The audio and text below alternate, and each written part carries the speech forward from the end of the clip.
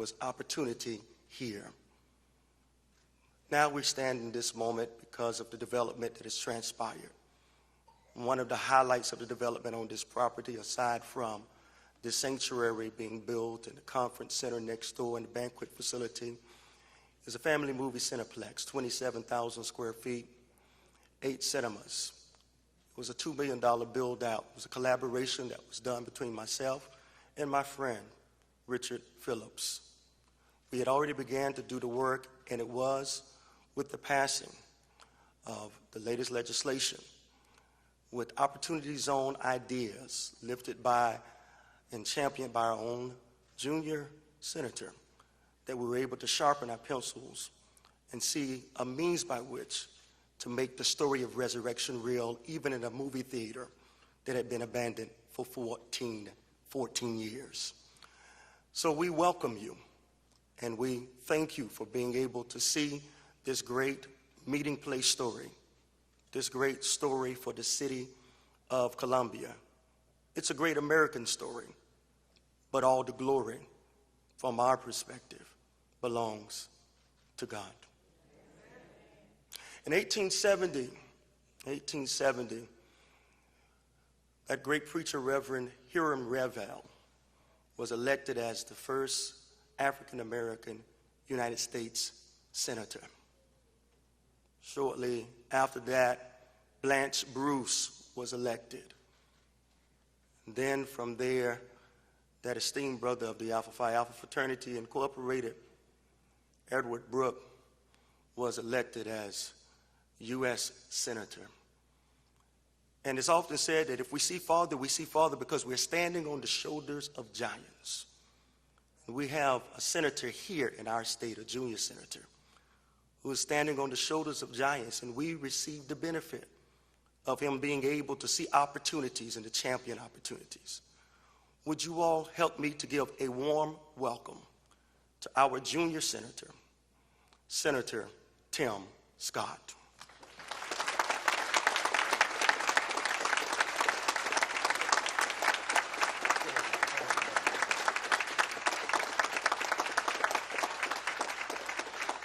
Well, good afternoon.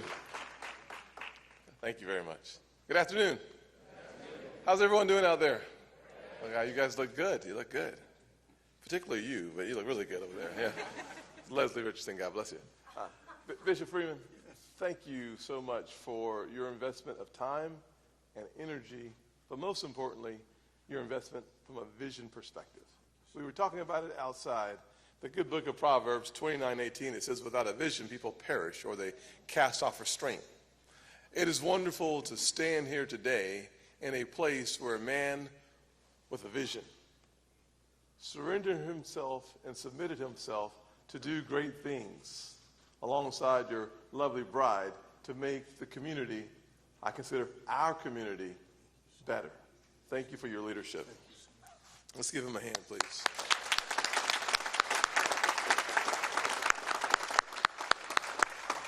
So often we have a chance to say a lot about the progress and success of our nation. You look around and you look at the unemployment rate. We're at a historic low. You talk about the economic investment. We're at a historic high. But there is places in our nation where the recovery has been uneven, where folks have felt left behind. And one of the reasons why I designed the Opportunity Zone legislation in the fashion that I did was to look back into those areas who really needed hope, who needed help, and who had amazing potential. But the opportunities were not landing close enough to those communities. And so for me, the why behind the Opportunity Zones is more important than the what.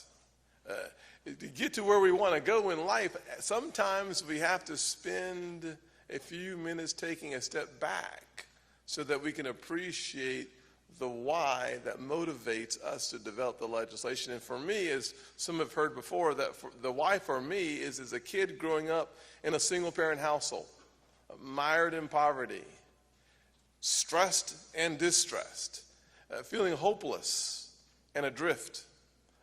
I had the good fortune of meeting a small business owner who taught me that all things were possible. And for me, those lessons started at a movie theater. And so Bishop Freeman, as you have partnered with Mr. Phillips to open a movie theater, it's just a warm place in my heart for that place where my life started to change, because a small business owner who had a little margin in his paycheck and a little margin in his schedule started investing in a little kid like me at 15 years old. And thank God he came along. Now, I had a praying mama. Can we say thank God for some praying mamas out there? I had a praying mama who was working day and night. And as I've told the story several times before around South Carolina, I unfortunately, Mr. Vice President, if you can hear me back there, flunked out of high school. I apologize to her and to you, sir. And my mother was always the kind of woman who wanted me to shoot for the stars, and if you miss, you'll be shoot for the moon, and if you miss, you'll be among the stars. Well, the year I failed out of high school, she took me outside and introduced me to a new form of encouragement. She showed me a tree. Now, for those of you unfamiliar with the psychology of a switch, I found it that day, and soon thereafter, she taught me the power of motivation through the power, Mark, of a switch. Now, I know that my friends in the audience, like Mark, may not be familiar with a switch because they're really good students, but a switch is a southern apparatus of encouragement. She warmed me up, and I got my act together and went on and did some other things. But it's that kind of a why, though, of being hopeless myself. It's that kind of why of being lost myself, that when I had a chance as a senator to create legislation to hopefully have a positive and powerful impact in places where people like me feel like I did. The opportunity zones, to me, is that olive branch of hope. It's that notion that everyone in every place at any time should be blessed with opportunities. I am thankful that we were able to get that passed, and it's now law. And there was no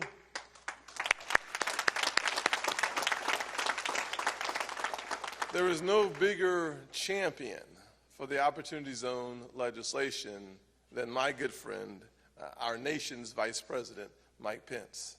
I will tell you that I first met the Vice President before he was a Vice President. I met the Vice President before he was a governor. I met the Vice President early on in his congressional career before I ever made my way to Washington. And the thing I enjoy the most about the Vice President is he serves our nation well, but he does it as a man of faith. He does it as a man with vision. He does it in such a way that we can all be proud of the efforts of our Vice President. And I am so thankful to be able to introduce to you a man who needs no introduction but deserves one, and I'm going to give you a short one.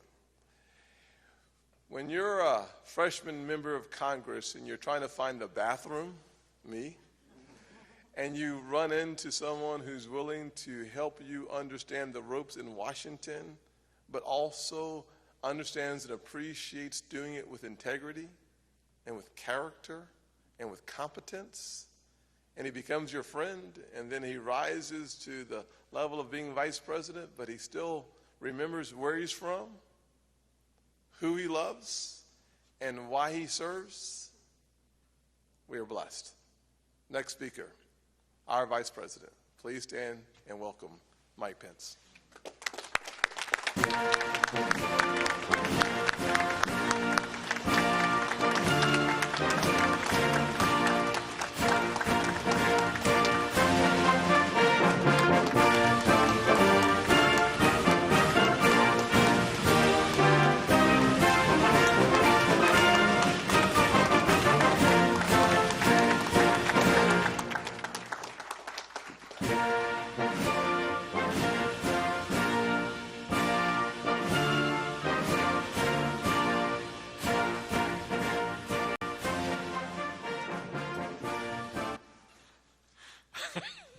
Record must have skipped. Thank you all. Thank you for the warm welcome. Please be seated. It is a real joy to be with each and every one of you. And to Bishop Freeman and all of the wonderful people at the meeting place, church. He told me 19 years ago he had a Bible and a bar stool and 3 people, and now you are transforming this community for your members and for everyone in Southeast Columbia. Thank you. Thank you so much. We're just so inspired by the example of the Meeting Place Church, and I want to thank you all for coming out today. Thanks for coming out and helping us all collectively celebrate what Columbia and what South Carolina are doing in partnership with local businesses, in partnership with this great ministry, and in partnership with leaders at the state and local level. It's truly inspiring. And I'm here with some of my favorite people. Chief among them, it's my wife of 33 years. She's a Marine Corps mom. She's an advocate for military families and spouses all across the nation, and she actually teaches art at a Christian school. Bishop, my wife Karen Pence is with us today, the Second Lady of the United States. She had to be here. And it's also a real joy. I think you can probably tell from the way we talk about each other, the bond that I have come to share with your senator. I first met him when he was a state legislator, and I had made my way down to South Carolina. I sensed his quality, I sensed his integrity and his faith from the first time that we spoke. Little did I know that we would serve together in the United States House of Representatives, and you can imagine how inspired I was to see him take his role and be re-elected as the junior senator for the great state of South Carolina. Would you stand up and join me in thanking Senator Tim Scott for his presence and his great leadership?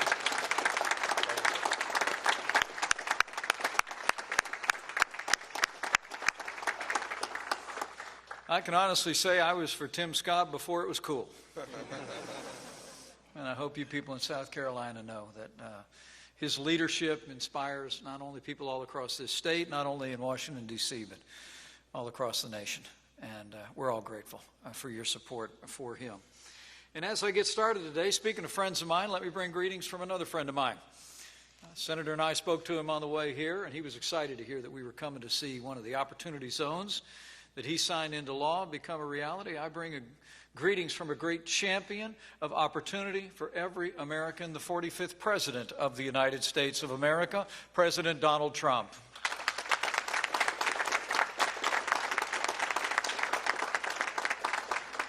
I was excited to be here with you today, and particularly to be here this month, to see the way this community is pulling together the extraordinary entrepreneurial energy that's gathered here, the way your political leadership at the national level has rallied around making new opportunities available for people all across northeastern Columbia. And it's also meaningful to be here in this community, particularly since it's Black History Month. It's a month each and every year where Americans pause to celebrate the extraordinary accomplishments and contributions of African Americans to the life of this nation, from business to the arts to sciences, politics, to armed forces, to law enforcement, every field of endeavor. As President Trump said in issuing his proclamation this year, and I quote, "The examples of heroism, patriotism, and enterprise of African Americans throughout our history have given people of all backgrounds courage, confidence, and faith to pursue their dreams." And we celebrate Black History Month with all of you.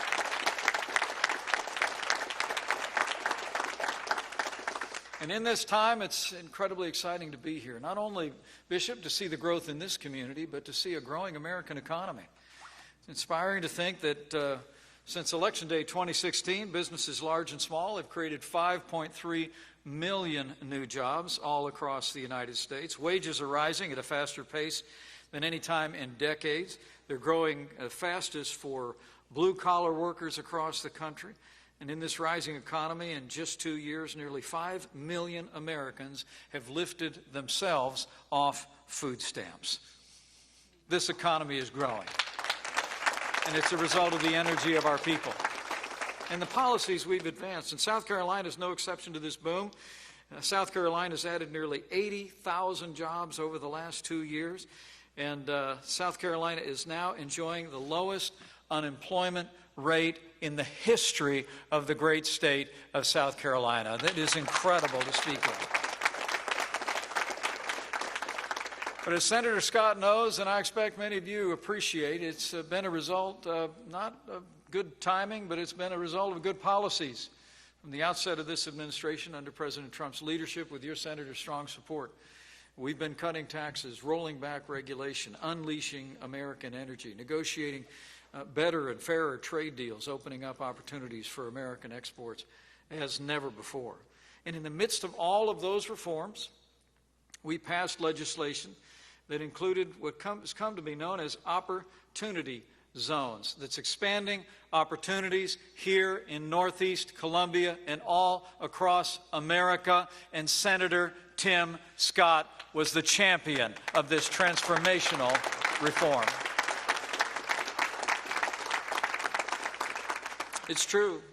One of the things Senator Scott and I bonded early on is our affinity for a guy by the name of Jack Kemp, who was a mentor of mine. And he actually was Secretary of Housing and Urban Development during the first Bush administration. And it was then that he first began to talk about this concept. But your senator managed to bring it to the floor of the United States Senate, and when tax reform rolled through the Congress of the United States, historic tax reform, I mean to tell you, he was in there every step of the way, making sure that when tax reform would come, that it would benefit every American and every community. And Senator Tim Scott, this community, this state, and this nation are in your debt. Thank you so much. Opportunity zones, those of you not fully aware, are areas of the country that for too long have been left behind. Many of the nearly 35 million Americans who live in these places still struggle to find work, to make ends meet. Tim and I were talking on the way here of a time that we had both traveled to Philadelphia. We were there for a conference. We were both members of Congress. And we were in inner-city Philadelphia, so we made a time to stop by a local ministry, a homeless shelter. And I'll just never forget the conversation that I had with an African-American man about my age. I remember he looked at me and he said, "Mike, you know, it's just not like it was when you and I were growing up." And I said, "Well, how do you mean?" And he looked at me and he just said, "Well, you know, when I was growing up," he said, "sure, there were some people that didn't want to work, but you could always find a job if you wanted one." But he looked at me and he said, in 2010, he looked at me and said, "There's just no jobs." He said, "Young people today are faced with a lack of opportunity, not a lack of will." And I have to tell you, we reflected on that experience, and to see the progress that we've been making in our economy broadly, but also in this transformational idea of opportunity zones. It's all about making sure that as the American economy expands, it's going to expand for every American. And that's exactly what we've done here. This program encourages private new investment in areas that start business, rebuild infrastructure, unlock hidden potential. Not like I need to tell the people of this area anything about that, because the men and women of this great congregation and businesses in the area have come together for one of the very first opportunity zones to roll out in America since this legislation was signed into law. And after 11 years of abandonment, the Capitol 8 Theater is a reality, and it's creating jobs and opportunity and energy in this growing community. I mean, it is amazing to me, Bishop, to think about what you've accomplished here. And the leaders of this church saw that potential and saw the opportunity to put people to work, but also to create a magnet for more investment in this area, bringing people into the community and bringing new businesses into the community and rebuilding it bigger and better than ever before. The truth is, opportunity zones help address unique needs by forming partnerships between the federal government with regard to tax benefits, state and local leaders, and local investors to create that incentive that makes it even more possible for people to invest at the point of the need. As President Trump said just a few months ago when he established what came to be known as the White House Opportunity and Revitalization Council, which is going to be coordinating efforts and identifying opportunity zones all across the country, as the President said, and I quote, "No citizen will be forgotten, no community will be ignored, No American will be left on the sidelines. We must unlock the potential of all our people, not just some of our people. And that's what Opportunity Zones are doing right here in Columbia.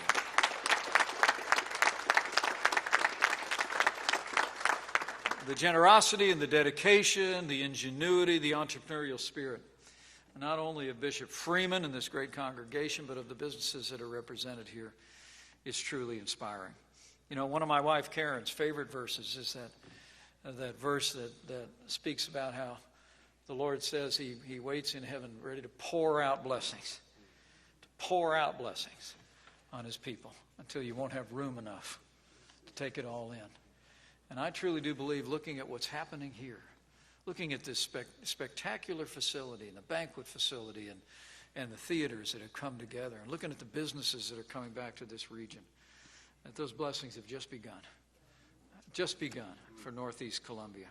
And the truth is, after years of a neighborhood that's been struggling, and because of the vision that Senator Scott brought here, because of the ingenuity and determination of this great community, you're all coming back. But I know there's one other reason, and that I leave here with a tremendous amount of confidence and enthusiasm about what I've seen, and it's because not only do you have the business acumen to bring this region of Northeast Columbia back, not only do you have public officials that understand how to create incentives that will create jobs and opportunities for every American in every community, not only do you have the strong public support, but also it's evident to me everywhere I've gone since I arrived here at this place is the faith of the people of this community. It radiates from everybody I've spoken to, and it's deeply inspiring. And the truth is, you know, unless the Lord builds the house, the builders labor in vain. And I know that you all are building on a foundation of faith here. And it's on that foundation that throughout our nation's history, it's always been on that solid foundation that we've been able to bring people together around the point of the need, to ensure that opportunities and blessings reach everyone in our community. And so I want to thank you for your inspiring example. Bishop Freeman, I want to thank you for your warm hospitality today and for the inspirational example of the Meeting Place Church. Senator Scott, I want to thank you for your tenacious advocacy of Opportunity Zones as we debated tax reform just a few years ago. And lastly, I just want to thank all of you here across the Columbia community and across South Carolina who are gathered here to really celebrate what is great progress, but I think it's just the beginning. So I really do believe that with the strong leadership of President Trump, Senator Scott, your other representatives in both parties in Washington, D.C., championing policies that create opportunities for all, with your strong state and local leadership, with this great business community with such large hearts and generous spirits, and with a community of faith, and with God's help. The best days for Northeast Columbia, for South Carolina, and America are yet to come, and there'll be days of opportunity for all. Thank you very much. God bless you, and God bless America.